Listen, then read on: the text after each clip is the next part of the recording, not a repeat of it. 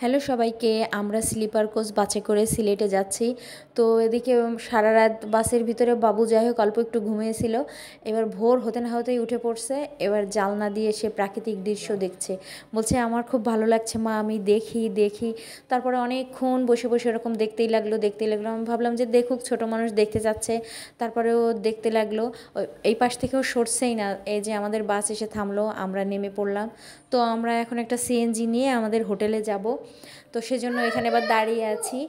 আর পরে আমরা হোটেলে চলে আসলাম।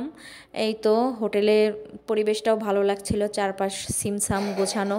এখানে বসার জায়গা ছিল, তো এখানে আবার একটু বসছিলাম। এই হলো সিলেটের লাভিস্তা হোটেল, এই হোটেলেই আমরা থাকবো।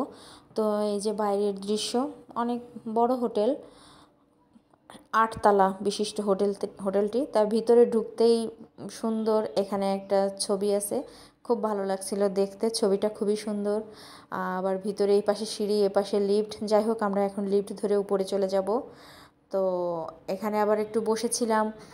তারপরে এই যে আমরা আমাদের রুমে চলে আসছি। এটা হলো আমাদের রুম, এই আমাদের বেড। এখানে একটা জানলা আছে কিন্তু খোলা যায় না। আর এটা আয়না আলমারি মতো। আর এই পাশে ওয়াশরুমটাও খুবই সুন্দর। এখানে বেসিন, স্নান করার জায়গা আলাদা, সাইডে এখানে কমোড। তো পরিবেশটা বেশ ভালোই, খারাপ না মোটামুটি। আর কিন্তু এই জানলাটা খোলা যায় না, একদম আটকানো। এসি, কিন্তু এখন তো শীতের ভিতরে এসি ছাড়া যাবে না। ফ্যান আছে, ফ্যান চলছিল।